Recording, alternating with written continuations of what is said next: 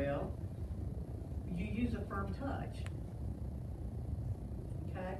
When the input that you're giving, like in coming from supine to sit, I'm using a good bit of input because A, I want them to feel secure, but I'm using this, I'm using this, and what we're going to find out is where we place our hands makes a big difference too. Because everywhere I place my hands, from my hands down, I'm helping. From my hands up, they are doing by themselves. So I need to pay attention to where I touch people.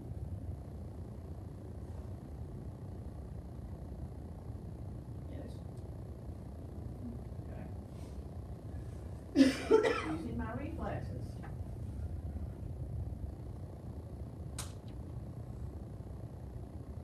But you could use tapping and light touch too. And hold on to that because we're getting there. What is the Bobinsky? Something on your foot. Oh, yeah, touch your foot. What do you do? Bring your finger down there. And what happens? Okay. If that does not get reintegrated, what can that cause problems with? What? Balance. Ambulation. Okay. Oops, wrong way. Oh, okay. So, Ruth is a technique. It was a person, and she developed this thinking. Okay. We are going to talk about the different principles of 4 different types of treatment stuff and where they came from and how they did it. Right? And this is one of them. And one of the first things that you are one of this person, one of the things that they said was that you have to have normal muscle tone in order to get good motion, good quality of motion. That doesn't sound like reasonable. Okay. Where does treatment begin? Right? So, if for example you're working with an adult who's had a stroke and then they have some finger movements that out as a raking grasp, am I going to start with, say, picking up beads? Right? Okay. Motivation enhances purposeful movement. Yes. Okay. Repetition is necessary for re-education. That's, you want perfect practice. Right, because I'm using that motor control stuff coming in here, motor one, right? Okay. Is any of that new? We may not have listed it out somewhere, but none of that's new. Okay, so they're saying that we got 2 types of muscles. We got light work muscles and we got heavy work muscles. This makes sense. Alright? If you were, tell you what, James, too bad. I promise not to make you Now you just turn around for a second. Now what I'm going to do is I'm going to push him off balance, okay? And I want you to pay attention to see if you can tell me what is being activated and how does he keep from going off balance.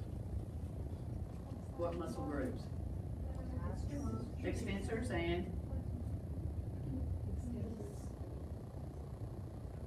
Abductors. abductors. All right, thank you. Those are your heavy work muscles. Think about it. When somebody pushes on you, what do?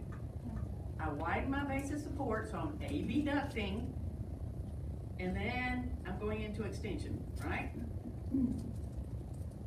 Those are my heavy work muscles. So my light work muscles must be my flexors and adductors. Does that make sense? So what do I write with? Sorry. Okay, so here's an example of writing. Yes, this is a chalkboard with someone with actual chalk, okay? Yes, I know those of you, this came from the Smithsonian, so y'all can see a picture of what it actually looks like. But in order to do that, what have I got to have? What's going on here? Here's my proximal stability, so I can do my assist on mobility, right? So I gotta have my heavy stuff going for the stability to get my light stuff down here. Again, really shouldn't be new. Or if it is, it should be, oh, I didn't know that's what that means. Reflexes can be used to assist or inhibit the response you get, okay? Sensory stimulation of receptors can produce a predictable response. Sensory input can give me a predictable motor response. I drop a piece of ice down your shirt, what's gonna happen? You're gonna jump and go, whoop, Okay, so what motor response did I get? start off. Increased tone, right? And some dancing, yeah. But I know that if I drop a piece of ice down your shirt, you're not gonna go, right? Okay? Depends So- on how hot it is. You still react. Yeah, it's still cold. It's you. Yeah, muscles have different duties. I bet y'all didn't know that. Heavy work muscles should be integrated prior to doing light work.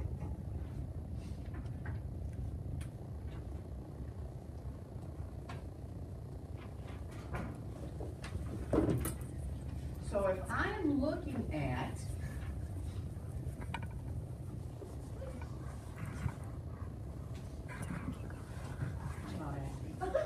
okay, if I'm looking at reciprocal innervation and inhibition, I got my agonist versus my antagonist. Okay, if I do this, in order for me to even put my arm into 90 degrees flexion, what has to work? Just give me general muscles. What has to work here? Okay, first 15 degrees, after that it's the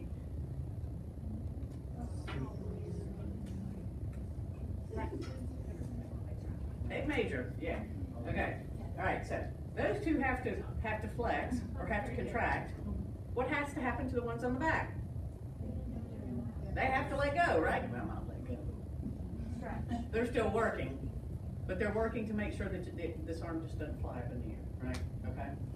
So you got one group working, one group not working as hard to get. Because doing this is one thing, holding it is another. Okay? Yeah? Alright. So, heavy work is like mobility on stability, like the creeping. That's heavy work, y'all. You do that commando crawling, but yeah, that's some tough stuff up in here, right? This is why, well, part of the reason why, kids that don't crawl usually have poor handwriting.